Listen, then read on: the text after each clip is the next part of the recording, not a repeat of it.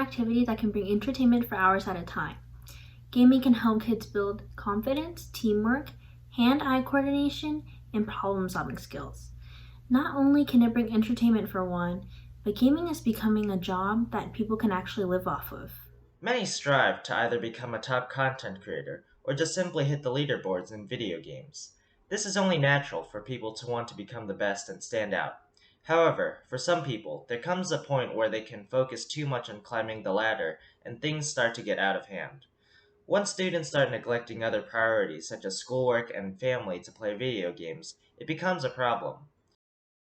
In school, if a student had the urge to pull out their phone to play some games, it would be confiscated till the end of the day. Now that most of us are learning from home, students are even more prone to falling victim to gaming addiction.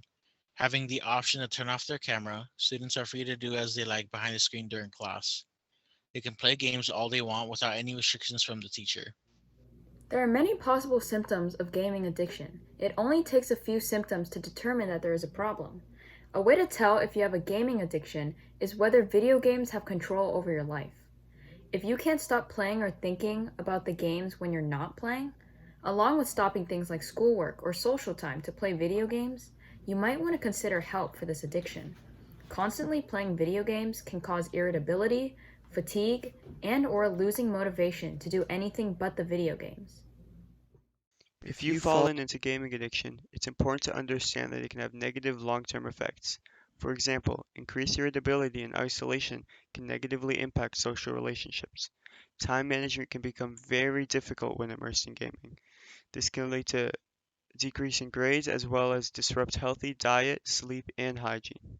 In even more severe cases, some students have serious withdrawal problems. Sometimes students will refuse to go to school. They may lock themselves in their room all day playing video games, not even engage with their own family. If they don't get their way, they can get violent, often throwing things around, even fighting their parents. Hikikomori is a term used to describe people who have put themselves in total isolation from society.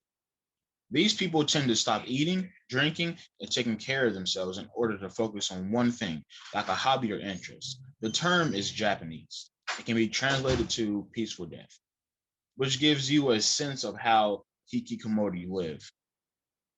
This relates to gaming addiction because people with gaming addictions tend to move towards a hikikomori state by isolating themselves from real people and choosing to game over going outside and having social interactions. It is important to understand that a lot of what we experience online for free is not actually free. Companies pay for your attention. Your search data and what you click on is used to increase content that will keep you coming back. The ad-based model relies on keeping you engaged as much as possible in order for them to make money. Some things you can do to minimize its impact on your life include turning off notifications that are designed to interrupt you and bring you back, or use search engines like Quant that aren't using your data to manipulate you.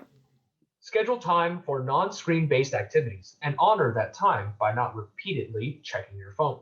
Manage your game time by setting time limits, not playing while your attention is meant to be on something else, and waiting to complete work or school deadlines before playing.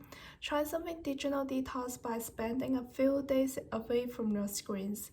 You might be surprised to see how refreshing it is to reconnect with your life. If you find yourself too preoccupied to enjoy the time off, just remember that this is a good sign that you are addicted.